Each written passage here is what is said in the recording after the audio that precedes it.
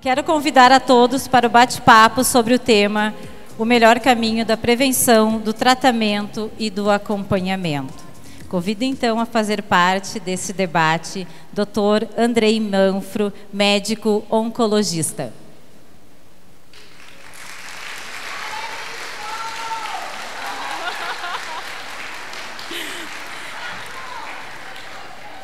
Convido também a fazer parte desse palco a psicóloga Belize Anschau.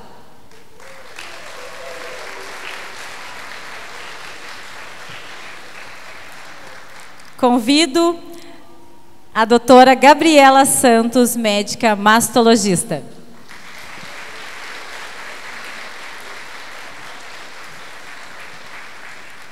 Convido também a fazer parte dessa equipe de peso aí, doutora Maria Gilca, ginecologista.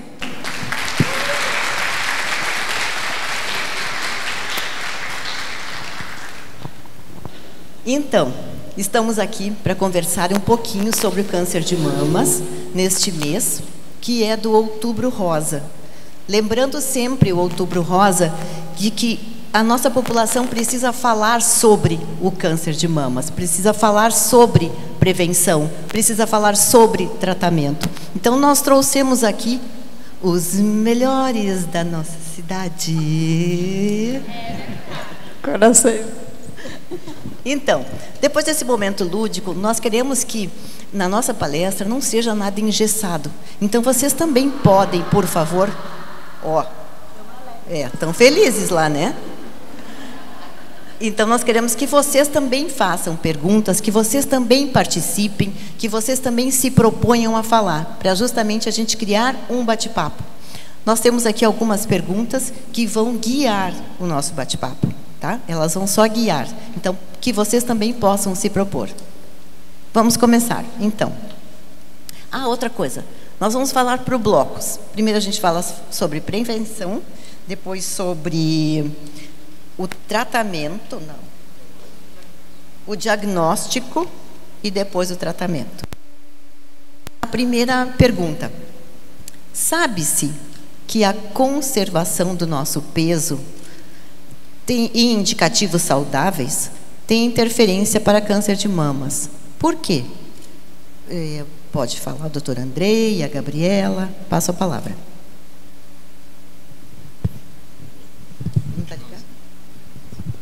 Boa noite. O peso corporal é um parâmetro muito importante.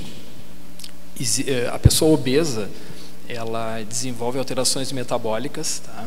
Especialmente as mulheres com câncer de mama. Então, isso já existem diversos trabalhos mostrando que o peso corporal após o tratamento do câncer de mama, ele deve ser mantido, deve ser adequado, né? Porque ele vai... A mulher obesa tem uma incidência maior de recidiva do câncer de mama. Além disso, as células adiposas, as células de gordura no nosso corpo, elas produzem algumas substâncias inflamatórias e que essas substâncias, elas estimulam processos metabólicos assim que podem dar origem a outros tumores, não só câncer de mama. Então, a obesidade, ela não está ligada somente ao desenvolvimento do câncer de mama, ela está ligada ao desenvolvimento de diversos tipos de tumores. Boa noite, então. Antes de falar, eu queria dizer que eu estou muito feliz de ver a casa cheia, né? A gente fica muito feliz, porque às vezes as pessoas não gostam de falar, né, sobre doença, e a nossa proposta é justamente falar sobre saúde, né? E de que maneira a gente pode ter saúde, né? Infelizmente, a gente tem que falar isso, né, Andrei, que o peso realmente influencia tanto a chance de desenvolver, como depois de uma recidiva, retorno de doença, né? E a gente sempre se constrange, porque a gente sabe o quanto é difícil manter o peso ideal, né? O quanto é difícil para todo mundo, né? E quando a gente vai envelhecendo é mais difícil ainda. Mas a gente fala para que justamente as pessoas entendam a importância disso para a sua saúde, né? Então, é nesse sentido, né? O Andrei já explicou o porquê que a obesidade influencia tanto, né? Tem também a relação com os hormônios femininos, né? Que com digamos, a menopausa, a gente diminui os nossos hormônios femininos, mas se nós estamos obesas, nós continuamos uma produção excessiva de hormônio feminino e a maioria dos tumores está relacionado aos hormônios femininos, né? Então, acho que fica dentro disso, assim, não sei se tu quer complementar. Na próxima pergunta tem essa questão. Tratamento hormonal para os sintomas da menopausa pode trazer do câncer? E o contrário, como lidar com os sintomas da menopausa depois do CA de mamas?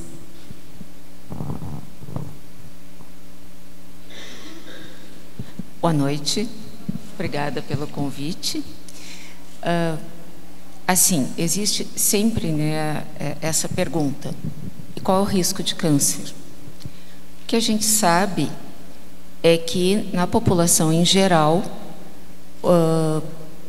usado o hormônio correto, em doses adequadas, que são doses mais baixas que se usa hoje, até 5 anos de uso, o risco é o mesmo de ter câncer usando ou não o hormônio, né?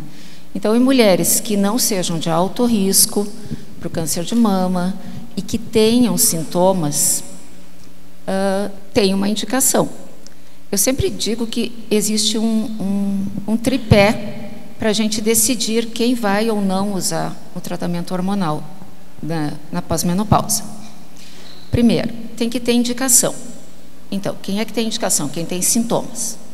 Se a mulher está passando por esse período, mas não tem sintomas que incomodem, ou não tem sintomas nenhum, tem umas que simplesmente param de menstruar e seguem a vida sem nada, essas não precisam, elas não se beneficiam de nada. Mas a que tem sintomas, eles às vezes impactam tanto que a qualidade de vida fica muito ruim, né? E de sintomas a gente está falando de ondas de calor. Essas ondas de calor levam a uma alteração no sono, baixa a produção no trabalho. Essas mulheres às vezes têm maior risco de depressão, a pele fica mais seca, a vagina fica mais seca. Então, a qualidade de vida como um todo pode diminuir muito em algumas mulheres, né? Então, se ela tem indicação, ela tem o primeiro ponto a favor. Se ela não tiver contraindicação, então ela não tem nenhuma doença grave em que ela não possa usar o hormônio. Por exemplo, as mulheres que tiveram câncer de mama não podem fazer a terapia hormonal. Então, mas se ela não tiver contraindicação, então é um segundo ponto a favor. O terceiro é ela querer fazer. Tem mulheres que têm sintomas, não tem nenhuma contraindicação conhecida e não querem fazer. Ninguém é obrigado, né? A gente explica dos benefícios e a mulher vai optar se quer ou não fazer. Além desses sintomas óbvios, assim, porque são visíveis ou a mulher percebe, tem, assim, por exemplo, o risco da osteoporose, né? Que é um dos benefícios do tratamento hormonal. Então, essa é a primeira parte, né? Essa é a primeira parte. Na segunda parte, então, e aquela que não pode fazer? Vai ficar com sintomas horrorosos assim? Não. Para os fogachos, que são as ondas de calor, para a depressão, a gente conta com os antidepressivos, né? Os oncologistas mesmos prescrevem quando a paciente está em tratamento e tira bastante essa sensação ruim. Hoje a gente conta com hidratantes vaginais sem hormônio para serem usados como um creme vaginal para prevenir o ressecamento que dificulta as relações. Para a pele, se tem bons tratamentos dermatológicos, né, os dermatologistas nos ajudam nisso. Então, assim, a gente tem, para tratar a osteoporose, né, a gente tem outros tratamentos que não o hormonal. Então, a gente tem como organizar todos esses sintomas e manter a qualidade de vida daquela mulher que, apesar dos sintomas, não pode fazer o tratamento. E eu acho que é bem importante, assim, que as mulheres se sintam à vontade de expor isso para os seus médicos, né? Porque às vezes a gente não consegue ajudar porque a gente não sabe o que está acontecendo, né? Então, assim, tem que ter essa abertura, seja com o seu gineco, com o oncologista ou com o mastologista, para conversar e fazer as suas queixas, né? Para que a gente possa realmente ajudar.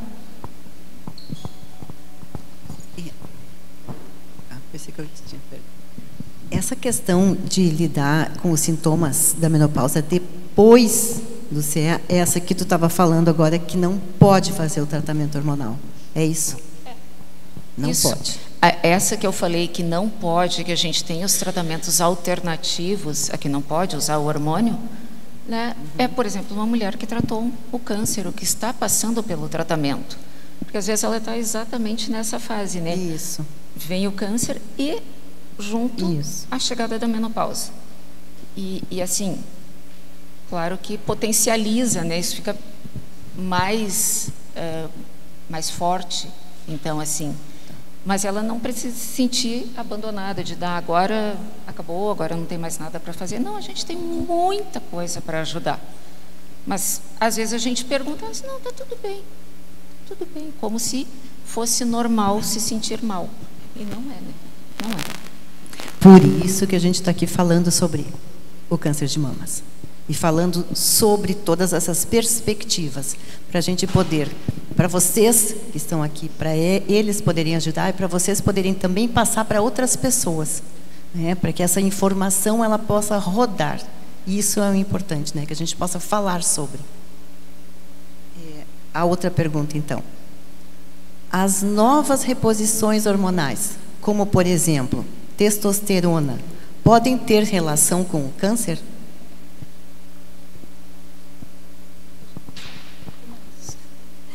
Então, hoje em dia, a gente vê muito nas mídias também, as pessoas divulgando essas novas reposições com testosterona. Então, assim, vamos ver a opinião de cada um, né? Não me sinto segura enquanto a gente não tem uma comprovação com o passar dos anos, assim. Eu acho que, talvez o André, a gente conversou sobre isso, a gente ainda não sabe os efeitos disso. Qual a relação com o câncer? Não sei. Esses dias no consultório veio uma paciente que tratou um câncer de mama e a sua gineco prescreveu testosterona. E ela veio, mas eu posso usar mesmo? Eu disse, eu não sei ainda, então melhor não usar. Né? O que a gente ainda não sabe, o efeito, eu prefiro que não use. Né? E eu acho que está uma moda, assim, né? Talvez essa procura pelas queixas, que tem a ideia de que vai tudo melhorar, principalmente a perda da libido, é a busca, né, pela testosterona, eu acho, que vai melhorar a libido, enfim. Acho que pode sim, né, e as mulheres que usam dizem que sim, mas eu acho que junto com isso pode vir um monte de outros efeitos que a gente ainda não tem conhecimento a médio e longo prazo, né. Então, eu ainda sou muito resistente. O que a gente conhece é que, assim, hoje virou moda querer dosar testosterona em todo mundo, né? Todas as mulheres, ou boa parte, querem dosar.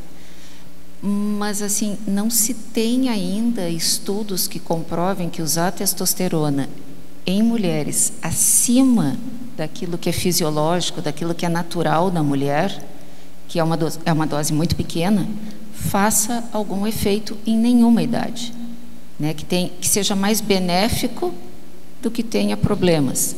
Então, acho que daqui a alguns anos a gente vai ter isso mais claro, né? Com certeza, eu não me sentiria à vontade de prescrever testosterona para uma mulher que passou por um câncer. Aliás, eu não me sinto muito à vontade de prescrever em situação nenhuma. Bem, na verdade, né, ainda acho precoce usar, principalmente nas doses muito altas que a gente tem visto, com efeitos colaterais importantes e que muitas vezes não são reversíveis. Acho que a gente tem que ter bastante cuidado com isso. Vocês sabem por que a testosterona funciona para aumentar a libido na mulher? Porque existe uma enzima, tanto no homem quanto na mulher, que se chama aromatase. Essa enzima, ela transforma a testosterona em estrógeno. Então, a mulher que estiver usando testosterona, na verdade, ela está usando hormônio feminino, estrógeno. Por isso que jamais deve ser utilizado isso, tá? Então, quem está prescrevendo assim está cometendo um erro gigantesco. Tanto o homem quanto a mulher, né? Existe uma transformação, o homem tem um pouco de hormônio feminino e a mulher tem um pouco de hormônio masculino. Mas tu administrar de uma maneira externa, né, a testosterona, ela vai se transformar em hormônio feminino e vai estimular o câncer de mama, as células do câncer de mama que dependem desse hormônio para crescerem, né? Então isso não deve ser utilizado. Além do que, assim, a testosterona, né, mesmo em outras apresentações, são utilizadas para ganho de massa muscular e em academias é comum, ela é uma droga assim, extremamente controlada hoje em dia, porque ela é cardiotóxica, ela é hepatotóxica, existem vários relatos vocês já devem ter ouvido falar de pessoas treinando em academia e tendo morte súbita, né? E que estavam utilizando hormônios desse tipo, né? Hormônio é uma coisa bem perigosa. Na minha opinião, assim, hormônio tu utiliza quando a pessoa tem uma falta de hormônio. Então, quando tu tem uma doença que, né, não te impede de produzir um determinado hormônio, tu tem um hipotireoidismo, a tireoide não está funcionando direito, tu precisa do hormônio da tireoide, tu vai repor até o nível fisiológico, o nível que cada pessoa tem, naturalmente. Fora isso, eu não vejo nenhuma indicação, assim, além dos grandes potenciais riscos, assim, né? Certo. A gente fala aqui porque isso está perpassando, né, nas comunidades, e uma parece moda, que é né? uma moda. É uma moda. Por isso que a gente trouxe o assunto. A Gil, com a Gabriela comentaram que agora é moda tu dosar testosterona junto com uma série de hormônios, assim, né? Então existem infelizmente diversos colegas solicitando assim exames extensos, assim, dosando tudo quanto é tipo de hormônio, assim, e cujo, eu imagino, o objetivo seja repor esses hormônios, né? Porque não vejo outro motivo, né? Então, como os homens podem se precaver com relação ao câncer de mamas? Como as parceiras ou parceiros podem ajudar? Existem cuidados específicos para os homens? 1% dos cânceres de mama ocorrem em homens, né? O homem tem câncer de mama, tá? Logicamente é um percentual bem pequeno, né? E é uma doença assim, não existe um screening para câncer de mama como existe na mulher. Tu fazer mamografia, ecografia, autoexame, enfim, isso não existe no homem. Por quê? Porque o homem tem uma mama pequena e é bem fácil o diagnóstico, né? O que deve ser bem esclarecido, e eu já atendi pacientes assim, que tem um nódulo na mama e vão deixando aquilo ali, né? Por muito tempo assim, sem dar bola, né? Não, aquilo ali é um nódulozinho, não é nada. E isso sim, isso deve ser visto por um médico, né? Investigado. E investigado. Tá certo. Existem alimentos que não são indicados ao longo prazo da vida para a prevenção? E já no tratamento, existem alimentos que interferem?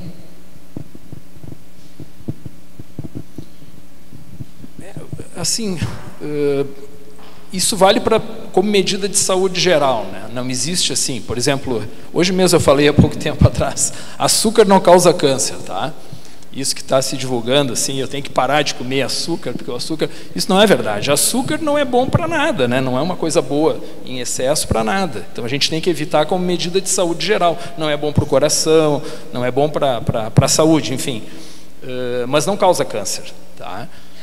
O que causa câncer? Se sabe, assim, tumores do aparelho digestivo, eles têm uma relação bem importante com uma alimentação rica em gordura. Então, os estados do sul do Brasil, aqui o nosso famoso churrasco, aqui, né, acabam tendo uma incidência maior de tumores do aparelho digestivo por isso, pelo um hábito alimentar errado, né, com excesso de alguma coisa. Eu acho que a alimentação tem que ser equilibrada, né, tu tem que ter... Não existe especificamente alguma coisa que cause tumor, né, especificamente. Eu acho que é importante, né, a gente comentando sobre câncer de mama, né, que além do uso de hormônio exógeno, assim, né, existem fito-hormônios, né? Então o estrógeno ele é sintético, né, mas ele também existe em plantas. Então, uma alimentação rica em soja, que é o vegetal mais conhecido como possuir fitoestrogênicos, né, ela pode estimular o câncer de mama. Isso não deve ser feito, porque muitas mulheres, né, eu acho que vocês já viram, né, para tentar diminuir os efeitos, os sintomas da menopausa, utilizam fontes de fitoestrogênicos, né? Só que é um estrógeno, ele vai estimular, pode estimular o tumor tanto quanto um comprimido que se tome. Em relação à alimentação, sabe que uma vez a gente falou sobre carne vermelha, né, que a literatura cita como o uso excessivo pode ter relação, e aí na semana seguinte uma colega gineco me ligou e disse assim: eu vou parar de comer carne vermelha. Tá. 15 dias depois ela me ligou: não aguento mais, eu vou comer carne vermelha. Então é isso, né? Eu acho que a gente tem que equilíbrio, né, na alimentação. Tem que botar o peixe de vez em quando, tem que botar o frango, tem que ter legumes, verduras. É isso, eu acho. Eu nunca digo, elas me perguntam, né, quando chegam com o diagnóstico: eu tenho que parar de comer açúcar, eu tenho que parar de beber, né, beber assim de vez em quando uma tacinha de vinho, eu tenho que parar de comer carne vermelha, porque eu digo: não. É vida normal, com equilíbrio, né? Balanceada só. E aí, doutora Maria Gilca, quando chegam as más notícias?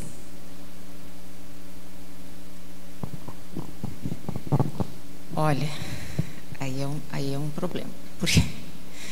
Porque geralmente somos nós os ginecologistas que damos essa primeira notícia, né? Porque ou a mulher vem porque percebeu alguma alteração, ou ela faz uma mamografia de rotina e lá aparece uma imagem e a gente vai investigar e acaba fazendo o diagnóstico. Então, assim, quando eu digo que é um problema, porque assim como a gente não quer receber a notícia como paciente, a gente, como médico, não quer dar a notícia também, né? Mas eu fico me pensando assim, é melhor saber no início. Eu, às vezes, digo para os pacientes assim, é melhor tratar uma formiguinha do que um elefante, né? Então, se descobrir um nódulo pequenininho, que bom que eu descobri, porque esse é muito mais fácil de tratar, né? O grande também pode ser tratado, mas certamente vai ser mais difícil esse tratamento. Então, descobrir no início é a melhor forma. Então, fazer o exame, a mamografia anual, dentro do período que tem que fazer, voltar para fazer a revisão, se for pedido, é muito importante. Se notou alguma coisa, como a André disse que às vezes os homens não notam, às vezes as mulheres notam um carocinho e ficam com medo, como se ela não descobrir, não der um nome para a coisa não existe. E não é real, né? Se a gente atrasa o diagnóstico, a gente vai atrasar o tratamento. Então, eu sempre procuro, na frente de um diagnóstico, seja de câncer de mama, de colo de útero, de endométrio, que a gente pega, de câncer de útero, até é mais frequente, tem que ser claro com o paciente. Não dá para dizer, não é nada, acha que isso aqui é uma coisinha, vamos empurrar. Não. Tem uma suspeita, eu procuro ser clara com o paciente, clara com aquela mulher que está ali na minha frente, porque é uma questão de respeito com ela, né? Se eu já tenho um diagnóstico, eu tenho que dizer, olha, o exame não está bom, o exame não foi legal, mas isso aqui tem tratamento, nós vamos ver. Eu não opero câncer, na maioria, eventualmente o de endométrio, mas então, assim, eu tenho colegas para quem eu vou mandar essa paciente para investigar. Volta e meia, a gente tem uma surpresa numa biópsia por alguma coisa, eu ligo para o André, isso aqui, como é que se faz, que tipo de tumor é esse? Porque às vezes não são coisas do meu dia a dia e que eu não conheço. No câncer de mama, Gabriela, às vezes eu ligo pessoalmente para ela, olha, estou com uma situação aqui, assim, estou te mandando a paciente para ela ou para outro mastologista. Enfim, mas eu acho que a gente tem que ser claro, né? Tem que dar o diagnóstico e acolher. né? Muitas vezes, esta consulta, que começa com uma notícia ruim, termina com um abraço. E a outra pergunta tem a ver com isto, com este abraço que tu falaste agora. Porque é muito difícil o enfrentamento de uma palavra câncer, né? Quanto mais a possibilidade disso estar inserido no teu espaço físico. Então, vocês médicos conseguem se colocar no lugar dos pacientes? Toda certeza. A gente sempre pensa, e se eu estivesse do outro lado, como seria? É uma coisa óbvia, né? A gente se coloca e, por isso, tenta ter esse acolhimento, né? Tenta trazer essa paciente, por difícil que seja. Eu já tive o diagnóstico, Gabriela certamente muito mais que eu, de uma gestante com câncer de mama. E aí, como é que faz? Né? Então, o único jeito é acolher, é trazer perto. Poucos dias, uma paciente me disse que uma das melhores coisas que eu tinha feito por ela tinha sido dar um remedinho que era um antidepressivo, para ela tolerar melhor o que vinha pela frente. É um tipo de acolhimento também, né? Com certeza. Bom, vou dizer que é muito ruim, né, dar más notícias, né? Às vezes, quando é para uma amiga, então nem se fala, né? Então, é muito difícil. É muito difícil porque é impossível não se colocar no lugar, né? Por mais que a gente tenha que ser um pouco duro, né? Um pouco técnico, e às vezes pode parecer que a gente não está sentindo nada, mas não dá para a gente chorar junto naquele momento. Não que eu nunca chorei com uma paciente, porque eu já chorei com várias, mas naquele momento a gente tem que mostrar o lado prático da coisa. O que aquilo realmente significa e de maneira coerente, né, e não fantasiosa, como é que é o caminho, né? Porque a primeira impressão é sempre que vai ser horrível e que vai dar tudo errado. O paciente pensa que vai morrer por causa daquilo. E a gente tem que, não, peraí, tecnicamente, né, tem solução, os passos são esses, e aí depois a gente abraça, né? Mas então, assim, eu sempre digo, todas me odeiam naquele momento, todas. Não tem uma que sai me amando naquele dia daquela consulta, né? Porque é uma coisa muito ruim de se ouvir, né? Tenho certeza que até as minhas amigas que eu já tive que contar naquele momento me odiaram. E é assim, né? Eu sofri muito e sofro quando eu tenho essa impressão que, nossa, que eu deixei aquela paciente tão triste, mas eu não tenho outra maneira. Eu preciso dizer a verdade, né? E o que vem pela frente. Então, por mais que a gente naquele momento pareça só técnico, não, né? A gente, às vezes naquele momento a gente tenta não demonstrar tanto, mas não tem como não se identificar. Eu tenho muitas pacientes da minha idade ou mais jovens que eu.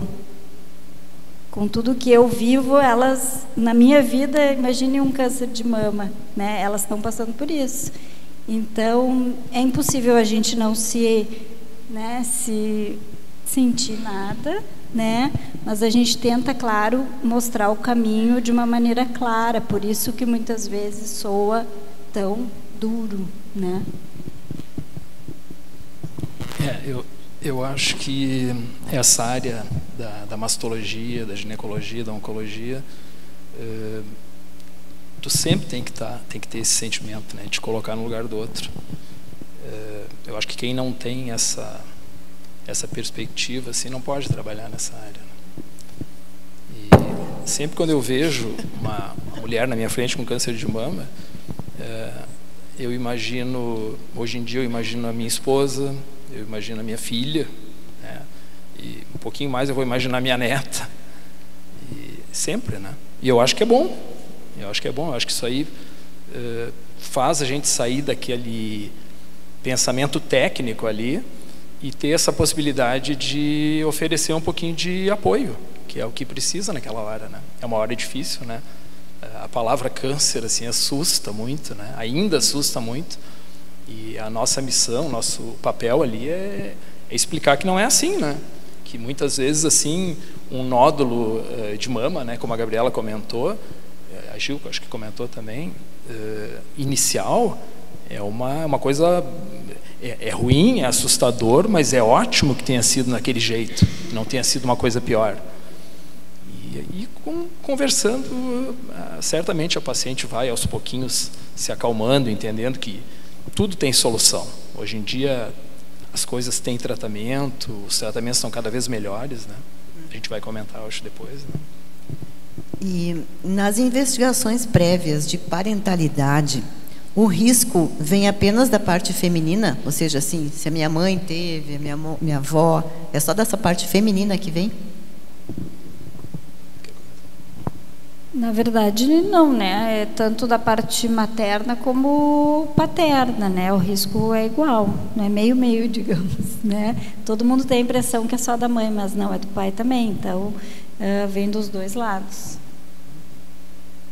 Eu tive uma paciente, tadinha, ela vinha sempre muito assustada, porque ela teve o pai com câncer de mama e a mãe com câncer de mama, né? E aí, por muitos anos, ela acompanhou, ela não teve, mas até onde ela veio comigo, não. Mas ela vinha muito assustada, porque ela tinha dos dois lados, né? Dando um exemplo, minha mãe teve um câncer de mamas aos 50 anos. Tenho 25. Existe indicação para investigar já? Bom, normalmente quando a mãe, por exemplo, se a minha mãe tivesse tido câncer de mama muito jovem, por exemplo, aos 40, vamos dar um outro exemplo, né? Aos 40 anos, então eu seria orientada a começar aos 30, meu rastreio, minhas revisões, porque ela teve um câncer de mama numa idade muito jovem. Não é verdade, é só só para pontuar. Então, assim, pacientes muito jovens vão as filhas iniciar 10 anos antes. Mas, por exemplo, nesse caso que a Berlise citou, 50 anos, se a gente for considerar 10 anos antes, já entra no normal. Depois de 40, todas as mulheres têm que fazer sua revisão anual. Então, entraria no grupo dentro do risco normal, né? Porque, na verdade, depois dos 50, a gente só vai aumentando a chance de desenvolver câncer de mama, né? Isso é interessante a gente falar, porque as pessoas têm a ideia que tem 70, 75 anos, não tem mais. Não tive até agora, não vou ter mais, né? E é muito pelo contrário. Quanto mais velhas nós vamos ficando, mais chance de desenvolver qualquer tipo de câncer pelo envelhecimento celular. Então, tem que seguir fazendo sua rotina, né? Por quê? Quando o câncer de mamas aparece em mulheres muito jovens, disse que ele pode ser bem agressivo. O câncer de mama, né, a gente entende, a maioria das pessoas entende como uma doença só, câncer de mama. Mas não é isso, tá? O câncer de mama é um conjunto de doenças. A gente divide, assim, em aproximadamente 3 grandes grupos, 3 grandes tipos de câncer de mama, e cada um desses grandes tipos, eles vão ter alguns subtipos. Então, é um conjunto de doenças. E cada tipo, por exemplo, uma mulher de 30 anos, 35 anos, o tumor que ela tem, ele nasceu geneticamente, assim, com mutações, com alterações nas células que vão dar origem a esse tumor, que são diferentes daquelas alterações num câncer de mama de uma mulher de 60 ou 70 anos, que nem a Gabriela comentou. E isso muda a abordagem, o tipo de tratamento, muda a apresentação, a velocidade da doença. É completamente diferente porque ele nasce diferente. Ele nasce com alterações genéticas diferentes. E hoje em dia tem que ser tratado de modo diferente também. E por isso que a gente pode dizer, então, da agressividade? Sim, com certeza. Normalmente, mulheres jovens têm tumores de padrão mais agressivo um pouco do que aquela idosa de 70, 80 anos. Normalmente são tumores do envelhecimento, então são tumores mais bonzinhos, de crescimento mais lento, né, que foram crescendo com o passar dos anos. Tá bom. Então, quais os tipos de câncer de mamas? Como eu comentei, tem 3 grandes tipos, tá? Tem o câncer de mama receptor hormonal positivo, vamos chamar assim, que ele depende muito dos hormônios da mulher para crescer, para surgir e para se desenvolver. Existe o câncer triplo negativo, que é aquele tumor assim que não tem receptor de hormônio, ele não depende tanto assim dos hormônios para se desenvolver. E existe o câncer de mama HER2 positivo. Esse HER2 é uma sigla, é uma proteína que esse tumor tem, que faz ele surgir e se desenvolver. Esses são os 3 grandes grupos, e dentro desses 3 grupos existem alguns subtipos assim dentro de cada um. Eles são completamente diferentes, né? Que nem eu comentei, a abordagem, o tratamento é completamente diferente. Por isso que não é uma doença só, é importante saber, né? O câncer de mama, porque é muito comum a gente ver assim, né? Ouvir, né?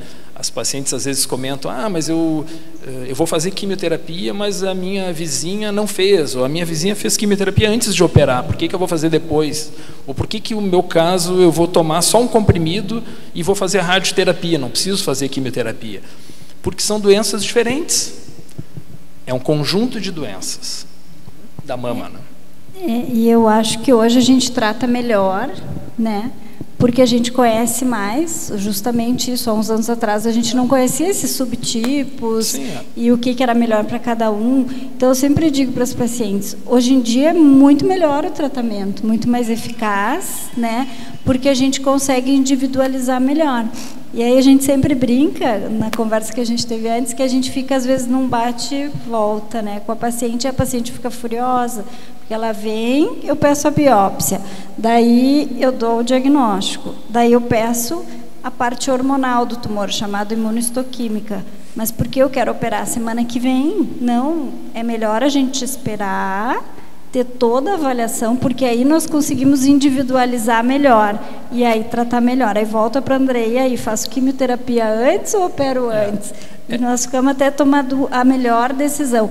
Às vezes vai 2 semanas nisso e as pacientes ficam chateadas, está demorando para eu tratar. Mas essas 2 semanas, eu sempre digo, podem fazer diferença lá na frente, né, no prognóstico. Muda completamente. Se a gente tomar a decisão certa, vai mudar, né? E hoje em dia ainda tem a avaliação genética dessas pacientes, que vai influenciar, se elas detectarem um determinado gene, vai influir na cirurgia, né? Tu vai fazer uma cirurgia diferente. Então é claro que a gente entende a ansiedade, todo mundo quer ser tratado amanhã, o quanto antes, mas essa espera, como a Gabriela comentou, é necessária. Tem que se fazer todos esses testes para saber exatamente o melhor tratamento. Por isso que a gente tem resultados tão melhores hoje, né? De sobrevida, de não ter a doença por tantos anos, né? A próxima pergunta tem a ver com esta anterior. Qual é a tolerância das pessoas para o tratamento? Eu acho que essa pergunta se refere a... durante a quimioterapia, provavelmente, né? Isso é uma coisa importante. Rádio também, né? Rádio, químio, hormonioterapia, todos os tratamentos têm efeitos colaterais, né? Não existem tratamentos sem nenhum efeito colateral. E as pessoas reagem diferente, né? Tem pessoas que passam muito bem, outras não tão bem, mas de uma maneira geral, assim, nos últimos 30 anos para cá, houve uma mudança radical, assim, na tolerância das pacientes. E isso ainda não saiu da cabeça de muita gente, né? Eu sei que tem uma pergunta adiante que vai comentar sobre o efeito da quimio vermelha, da quimio branca, porque isso ainda é uma coisa que vê como tanto tempo, né? Isso é uma pergunta de talvez 40 anos atrás e ela ainda persiste, né? São coisas que não existem mais. Hoje em dia a tolerância à quimioterapia, à imunoterapia, à hormonioterapia, enfim, ela é muito melhor. Eu diria assim que no mínimo 90%, 9 a cada 10 mulheres vão passar muito bem durante o tratamento, ou pelo menos vão tolerar bem, vai ser aceitável esse tratamento, não vai ser um horror, elas não vão vomitar, não vão passar mal, não vão ir ao hospital toda semana. Isso praticamente não existe hoje em dia, porque existem medicações, existem outros métodos, assim, até físicos, para que a paciente suporte esse tratamento. Então isso mudou muito, mas isso ficou na cabeça das pessoas de uma maneira assim, que essa é uma das causas que as pessoas chegam na consulta, assim, com tanto medo, né? E quase que todas, a grande maioria, quando termina o tratamento, eles dizem, mas sabe que não foi tão ruim. Eu sempre comento, né? Eu digo, no final tu me cobres, que eu estou te falando. E pode, óbvio, não é um tratamento, que nem eu digo, não é tomar uma aspirina, óbvio que não. Mas se consegue fazer o tratamento de uma maneira adequada e a pessoa tolerar bem esse tratamento. É por isso que estamos conversando. Exatamente. Sobre, né? Para que as pessoas saibam isso, para que as pessoas saibam que foi mudando, está mudando, seguimos mudando, né? Por quê? Na avaliação existe a questão da setorização na questão da cirurgia. Retirar as mamas não seria a solução? Na verdade, é o que eu mais ouço na primeira consulta. Eu quero tirar tudo. Todas dizem a mesma coisa. Quero tirar as mamas. As mamas, não é nem a mama doente, é as mamas. Como se isso fosse uma garantia. E não é. Senão, a gente chegava aí com 50 anos, tirava as mamas, todas nós, e pronto, né? Mas não é. Já se comprovou isso, que tirar uma... Claro que depende do tamanho da doença, depende de uma série de coisas, mas se é possível preservar a mama, tirar só uma porção da mama, e aí a gente chama setorectomia ou quadrantectomia, tira só uma porção da mama, depois a gente complementa com os tratamentos adjuvantes, com a radioterapia, tem o mesmo resultado a médio e longo prazo do que tirar as mamas, tirar aquela mama doente. Né? Por isso que foi evoluindo, por isso que o tratamento foi melhorando. Há anos atrás, décadas, se tirava toda a mama. Esse era o tratamento do câncer de mama. E aí foi se vendo que não precisava mutilar aquela mulher. Hoje em dia, bom, a gente tira a mama e faz as reconstruções, que normalmente dão um resultado bem satisfatório, mas assim, não é mito isso de que tirar as mamas nos livra 100%. Reduz o risco quando indicado, se a paciente tiver uma alteração genética. Por isso que hoje nós fazemos muitas vezes o teste genético para ver se justifica pensar na ideia, né?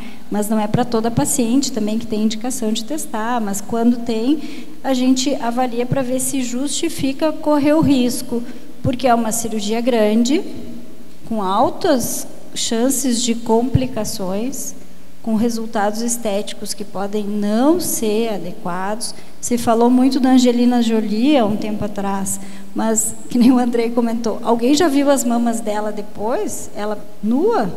Não sei se ficou bom, não sei se ela está satisfeita. Quantas cirurgias ela fez para chegar no resultado que ela tem hoje? Então, isso tudo a gente não viu, né? A gente só viu que, na mídia, a Angelina Jolie tirou as mamas. Exato. Então, assim... Se fosse o melhor, com certeza nós faríamos, mas não é o melhor, com muitos riscos e em termos de prognóstico e sobrevida, equivalente, né? Em alguns casos, claro. O que é imunoterapia e quais as indicações e quais efeitos colaterais? A imunoterapia é um tratamento novo que surgiu nos últimos 5 a 6 anos. Em geral, existe uma série de formas de imunoterapia, mas a mais conhecida assim, são medicamentos que desamarram o nosso sistema imunológico, vamos dizer assim. O câncer, qualquer tipo de câncer, ele age de uma maneira esperta. Tá? Quando ele começa a crescer, ele produz substâncias assim, que inibem o nosso sistema imunológico.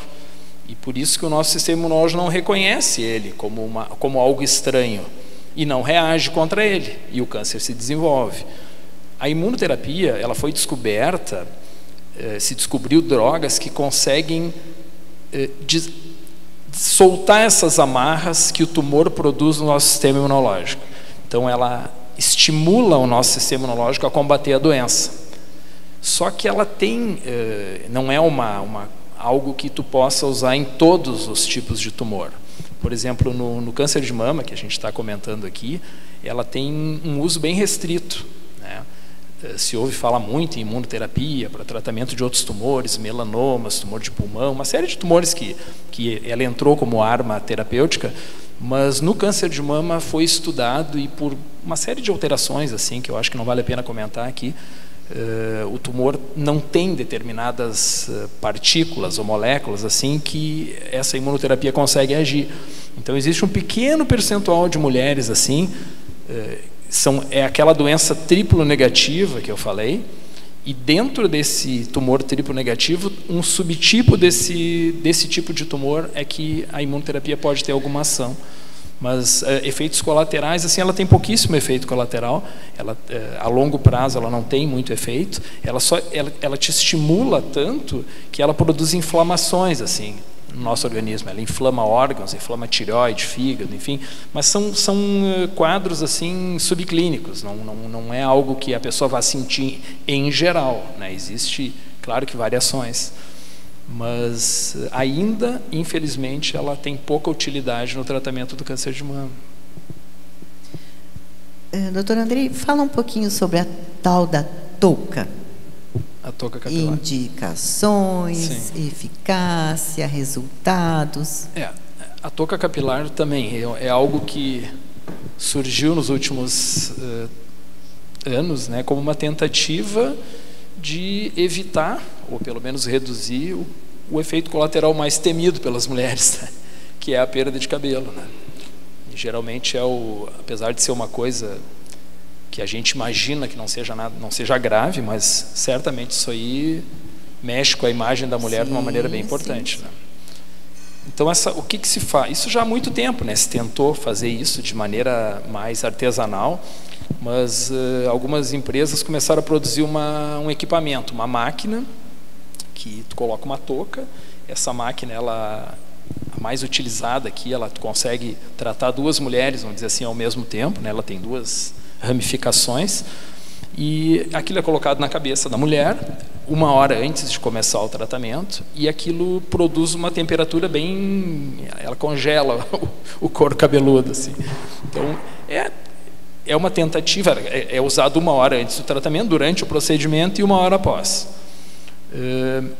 A eficácia dela, como tu comentaste, Berliz, ela não é tão alta. Ela é uma eficácia assim, em torno de 50%. Tá? E ela está indicada para algumas medicações de uso direto, porque hoje em dia existem remédios que tu tem que utilizar, por exemplo, uma manhã inteira. Não tem como a paciente ficar a manhã inteira com aquela touca capilar, é extremamente desconfortável, pode produzir até lesões no couro cabeludo, né? Então é para alguns tipos de tratamento. E é uma tentativa. Algumas mulheres certamente se beneficiam, vão ter menos queda de cabelo, ou quase nenhuma queda de cabelo, só que a eficácia média é 50%, ou seja, algumas mulheres vão utilizar e vão ter perda de 50% do cabelo. Então, é uma tentativa, não é? Se a pessoa tolera, ela é um pouquinho desconfortável, né, o uso dela, mas ela pode ser utilizada. Então, o que é a químio branca e vermelha? Branca e químio vermelha. Isso aí é uma história que remonta uns 40 anos atrás, né? No começo, a gente sempre pensa assim, se é vermelha... Se é vermelha é ruim, se é branca é boa, né? A branca é da paz, né? Assim, só tem um remédio vermelho, tá? Que foi um dos primeiros remédios, e ainda é utilizado hoje, é um remédio bem importante, tá? Que se chama adriamicina, e foi um dos primeiros medicamentos contra o câncer que foi descoberto, né? Há muitos anos, e era tal do remédio vermelho. E naquele tempo, que nem eu comentei antes, existiam poucas coisas de suporte. É um remédio que produz muito enjoo, muita náusea. Então, as pacientes que utilizavam isso há 40 anos atrás, todas passavam mal, né? Homens e mulheres, né? Porque é utilizado em uma série de outros tumores. E naquele tempo existia a tal da químio branca, que era mais leve, assim. Porque naquele tempo existiam 5 ou 6 drogas para tratar. Hoje em dia, eu não consigo nem enumerar a quantidade de medicamentos que existem, né? E mesmo dentre os quimioterápicos, existem dezenas de remédios, né? Ela ainda é utilizada, mas hoje em dia, com o suporte que a gente tem, é aquilo que eu comentei antes. A maior parte das mulheres que tem medo da droga vermelha, assim, no final do tratamento, elas comentam que não foi tanto, eu não senti tanto, porque realmente o suporte que se tem hoje em dia é bem eficaz, né? E quando a doença volta? É sempre ruim, né? É sempre ruim. Eu acho que vem de novo todo aquele sentimento, aquela tristeza, enfim.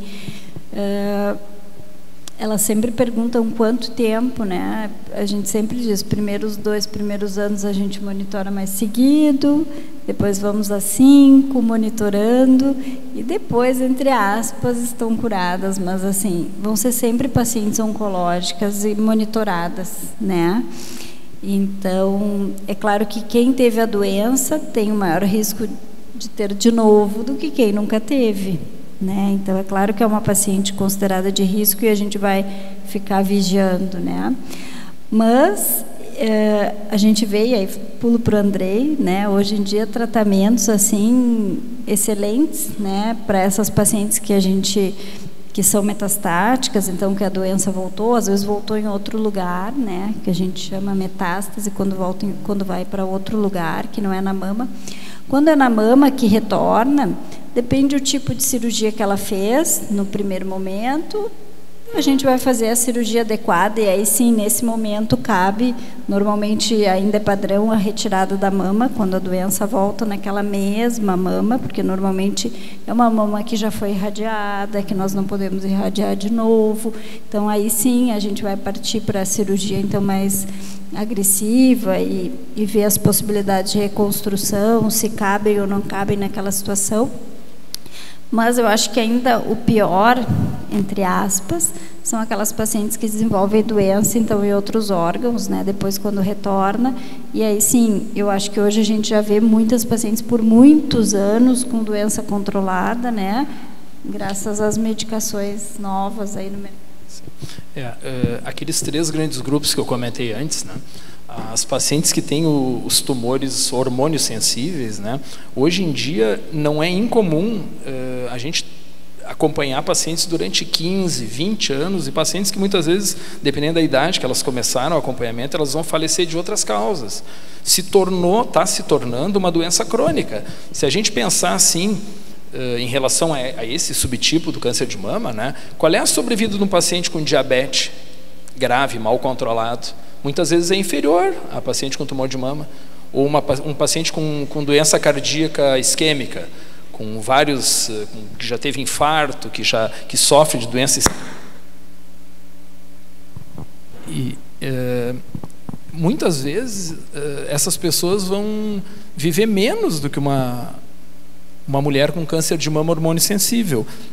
E hoje em dia existe uma sequência tão grande de tratamentos que essas pacientes elas vão utilizar determinado medicamento durante alguns anos, muitas vezes esse medicamento para de funcionar, elas vão para um segundo medicamento, um terceiro, um quarto, existe uma série de coisas, e muita coisa surgindo hoje em dia. Esse subgrupo, hoje em dia, se tornou uma doença crônica, o subgrupo de doença de mama hormônio sensível. A doença triplo negativa, que eu comentei, é uma doença mais aguda, mais grave. Só que essa doença, sim, se a pessoa trata precocemente e ela ultrapassa ali os 3, 5 anos sem a doença voltar, muitas dessas mulheres estão curadas. A doença não vai voltar. E a doença HER2, que é os outros 15% que utilizam um determinado tipo de medicamento junto com a quimioterapia, essa então... hoje em dia se diz que a sobrevida mediana de uma paciente com doença avançada, ela já é de 5 a 10 anos. Mediana significa que essas pacientes vão, mesmo com a doença presente, e está surgindo uma série de medicamentos que está se utilizando em sequência, né, elas vão viver muitos anos. E vão viver bem, porque o tratamento funciona, controla a doença, elas têm que manter esse tratamento, mas elas vão levar uma vida normal. Exceto pelo fato de ter que, às vezes, fazer uma infusão de algum medicamento a cada 3 semanas, uma vez por mês, elas vão levar uma vida normal. Então, eu acho que a grande mensagem é assim, o câncer de mama é a detecção precoce, né, que é o principal, óbvio, né, o tratamento vai ser menos agressivo, vai ter mais chance de cura, e para a doença que já está um pouco mais avançada, ou que recidiva, que volta, é que essa doença está se tornando uma doença crônica. E isso é o que se sabe. Hoje em dia, até não está se falando mais assim, estão buscando uma cura para o câncer, porque o câncer, as pessoas imaginam o câncer como se fosse uma coisa externa, né? Externa à pessoa. O câncer é a gente, é a nossa célula que sofreu um envelhecimento, sofreu uma mutação e se transformou num tumor. Então é uma coisa nossa. O que se tem que fazer é tentar bloquear isso, bloquear esse desenvolvimento e tornar isso uma parte da vida da gente. A gente vai viver o mesmo período a mesma expectativa de vida com uma doença que tu vai estar tratando. Esse é o grande objetivo hoje em dia da oncologia, não é buscar uma cura, porque se sabe que isso praticamente não existe. É conseguir controlar a doença pelo período de vida normal de cada um. É que está na hora de a gente começar os finalmente, para terminar, né? Doutora Maria Gilca, começamos contigo, vamos terminar. Diante do que o doutor Andrei falou agora, né, das possibilidades grandes de tratamento, quando tu deste a má notícia, a pessoa foi encaminhada, foi para a Gabriela, foi para o doutor Andrei, e depois ela vai voltar um tempo depois lá contigo. Como é isso na vida de uma mulher? Da tua experiência, vamos ver. Olha, depois de tudo que o Andrei e a Gabriela falaram, o que eu vejo é que as mulheres seguem suas vidas normalmente, né? Elas levam adiante os seus planos, elas seguem trabalhando, seguem criando as famílias, elas encaram como uma doença que, como outras tantas que a gente tem, que vai ficar tendo que ser acompanhada, mas retomam sua vida normal. Isso é o que a gente vê. Umas de maneira mais fácil, outras de maneira mais difícil, né? Mas, em geral, as pessoas já são assim. E aí, tu sabe disso mais do que a gente até, né? Que as pessoas reagem de maneiras diferentes. Mas, em geral, quando elas se veem assim, tá, tratei e continuo aqui, estou viva, né? Tô inteira. Então, vamos tocar, vamos aproveitar, porque tem muita coisa aí pela frente. Acho que isso é o que a grande maioria faz. E o bom é que hoje em dia as pacientes retornam, porque a maioria fica muito bem, né? Elas não é aquela paciente que a gente lamenta que, pois é, não deu. Não. A maioria vai voltar e segue paciente por muito tempo. Pessoal, eram essas as questões que tínhamos. Alguém de vocês quer perguntar? Ai, meu Deus. Não, eu só queria que a Gabriela comentasse uma coisa que a gente ouve muito no consultório, que é assim, mas fazer a mamografia é raio, né? A gente sempre ouve falar que coisa com raio é coisa perigosa. Não é perigoso ter câncer porque faz mamografia? Eu explico para as pacientes, mas queria a opinião da Gabriela. Essa a gente não ensaiou. Na verdade, assim, muitas vêm, e eu recebo muitas pacientes que vêm só com a ecografia. A ginecologista pediu certinho, mamografia e ecografia. Ela não fez a mamografia porque ela acha que vai doer muito ou que é muito perigoso ficar fazendo por causa da radiação. Porque tem na internet, como tudo, né? Tem de tudo na internet, uns médicos malucos que divulgam justamente que a mamografia faz mal e desenvolve câncer de mama pela mamografia. Mas não. Claro que se a gente se expusesse muitas vezes, talvez sim, mas da maneira como a gente se expõe, uma vez ou duas no ano, quando necessário, se a gente tem que monitorar, às vezes, alguma coisa mais seguido, não nos traz risco. Eu sempre pergunto, quantas vezes tu fez raio-x de tórax nos últimos 3 anos? Vai lá no plantão, uma dorzinha, uma secreção, raio-x seios da face, raio-x de tórax, raio-x daquilo, e daí ninguém se preocupa com a radiação. A mamografia, coitada, que é uma vez no ano, leva a culpa de tudo. Então, assim, não. Comprovado que não faz mal essa radiação feita nos tempos que nós recomendamos. Agora, não fazer, sim, faz mal. porque nós podemos deixar de descobrir doença muito inicial. E as pessoas têm a fantasia de que na ecografia vai se ver mais coisas do que na mamografia, e não é.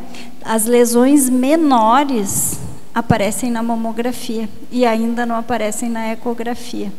Então, por isso, assim, quanto mais menorzinho que seja, às vezes aparece lá como microcalcificações na mamografia, por isso que ela é tão importante.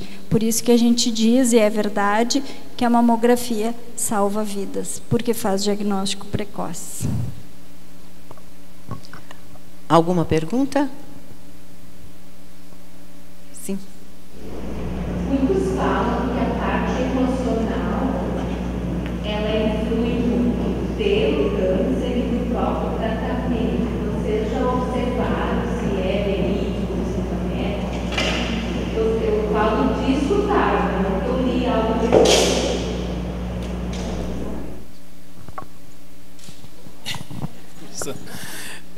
Eu acho que a parte emocional muitas vezes pode atrapalhar o tratamento, tá? Mas não levar ao desenvolvimento do câncer, tá? Isso, de onde é que vem isso, né? Pessoas deprimidas ou pessoas com um quadro assim psicológico muito importante, elas têm uma depressão do sistema imunológico. Mas isso não é suficiente. Isso existe in vitro, como a gente diz, em estudos de laboratório, mas não é suficiente para provocar o desenvolvimento de um tumor. Atrapalha porque muitas vezes, né, como a gente comentou, a paciente deixa de fazer as coisas por medo, né, porque está deprimida, então atrapalha. E o tratamento do câncer de mama, ele é muito importante, é muito importante que ele seja feito com a regularidade correta. Ela tem que fazer naqueles tempos que a gente programa, porque isso aí já foi provado por estudos já anteriores, que faz diferença na hora de curar uma paciente. Então atrapalha, mas não no desenvolvimento. O que pode melhorar no tratamento e nas questões emocionais é o afeto que ela pode estar sentindo no apoio da família, nos amigos, né? E isso pode ajudar.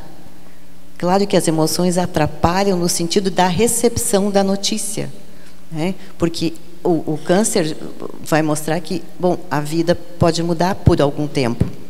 E ali sim ela pode se atrapalhar emocionalmente. E aí é muito importante que ela crie, que ela tenha uma rede de apoio, que sejam as questões profissionais, os médicos, que sejam sua família, seus amigos, o seu trabalho, e isso vai então ajudar nas questões emocionais e não atrapalhar, né? É essa parte que ajuda, que melhora, né? Que vai alterar para o modo positivo da produção do tratamento em si. É por isso que o apoio psicológico, né, eu acabei esquecendo de falar, é muito importante durante todo o tratamento e até mesmo depois, né? E o que a gente vê assim que algumas mulheres chegam e perguntam, mas por que eu estou tendo câncer, né? O que eu fiz errado ou qual é o que eu, né? Por que eu estou passando por isso? Bom, nós não sabemos, né? Ninguém merece ter a doença, né? Mas a gente não pode achar o motivo naquela mágoa que ficou, porque elas tentar achar assim, será que foi aquela mágoa daquela briga familiar ou a perda de um ente querido, assim, morreu um familiar há pouco tempo, eu sofri muito com aquilo, enfim, mas a gente não sabe, né? A gente não tem como saber e provavelmente isso não tenha relação nenhuma, né? Então a gente não vai achar o motivo daquele câncer, né? Não existe uma culpa para aquilo, né? E as pessoas tentam achar, não tem culpa, ninguém merece, né? Ninguém merece nenhuma doença, né? Então é nesse sentido, eu acho, né? Por favor.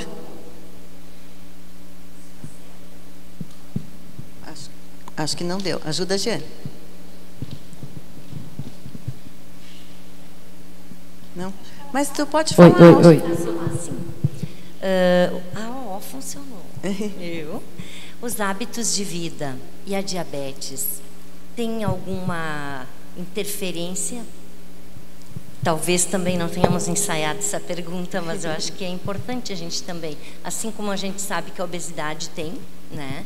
se a diabetes também contribui e os hábitos de vida, de uma maneira bem geral. Sim. Obrigada. Não, o diabetes não. Tá? O que acontece é que muitos diabéticos, eles são obesos, né? Porque o diabetes tipo 2, né, que é aquele que não usa insulina, ou pelo menos no começo não utiliza, ele é muito comum à medida que a gente vai envelhecendo e ganhando peso. A tolerância à insulina diminui, a glicose sobe, né? Então tem essa relação por causa da idade e por causa do ganho de peso, mas não diretamente o diabetes, a falta de insulina provocar um câncer, né? Não. Em relação aos hábitos de vida, o que a gente fala muito assim é que a prática da atividade física regular influencia, né?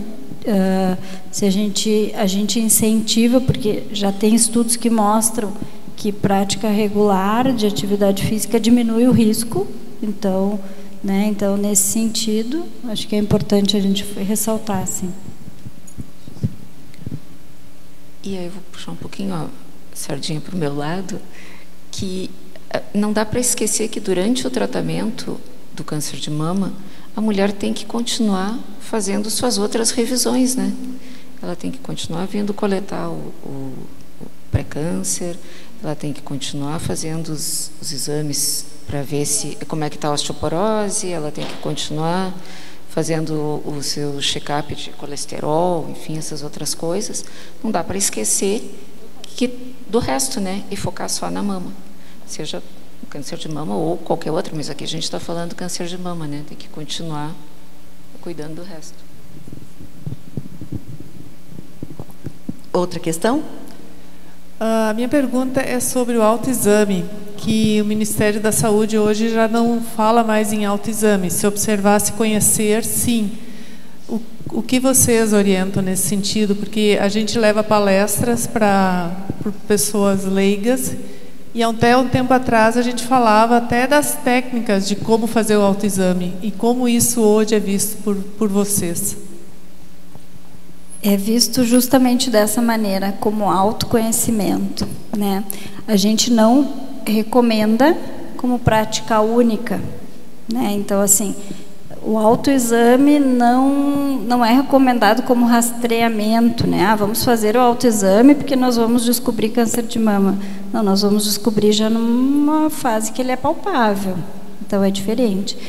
O que eu recomendo para os pacientes? Bom, todas as mulheres acima de 40 anos, sem queixa nenhuma, sem nada, saudáveis, vão lá na Maria Dilca, tem que fazer mamografia anualmente. Essa é a recomendação. Então, todas as mulheres têm que fazer revisão médica, ginecológica, uma vez por ano, né? Naquela consulta, exames como mamografia, o médico vai examinar. Então, eu sempre digo, ali está tudo normal.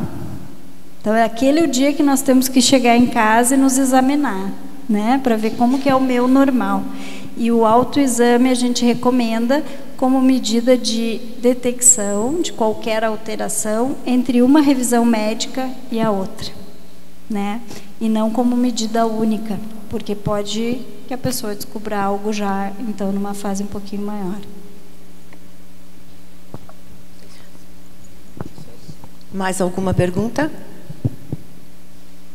Não? De vocês, alguma colocação? Então, a gente agradece a presença de vocês três aqui.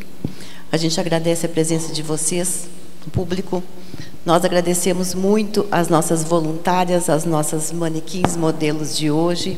Nós agradecemos muito que vocês possam ter prestigiado esse nosso evento. Eu passo a palavra para a Gabriela agora, que tem as últimas recadinhos. Eu tenho dois recadinhos importantes e interessantes, que é da Clínica Nubelli, que está nos oferecendo como apoio 50% de desconto durante o mês de outubro para pacientes oncológicas, né, para qualquer tratamento que elas possam fazer, então, que seja autorizado pelos seus médicos, né, a clínica oferece 50% de desconto, e eles estão nos oferecendo, querem nos repassar, vão nos repassar 10% de todos os procedimentos feitos dos dias 16 a 21 de outubro. Então, essa é a nossa divulgação. A gente vai colocar nas redes também como apoio e eles vão, então, somar na nossa renda do bazar, né? Então, a gente agradece o apoio e a oferta desses 2 benefícios. Nós queremos fazer um agradecimento especial à Giane, que foi quem fez todo esse evento, organizou tudo dessa maneira. Eu fico emocionada, eu não tinha me emocionado ainda. Não, eu já tinha me emocionado quando começou o desfile, porque eu acho muito bonito ver a sala cheia, as meninas participando, né? Mas a gente tem que fazer, Giane, esse agradecimento especial. Ela foi quem fez tudo com tanto carinho, quem deixou isso tudo tão lindo, né? Enfim, nosso muito obrigada.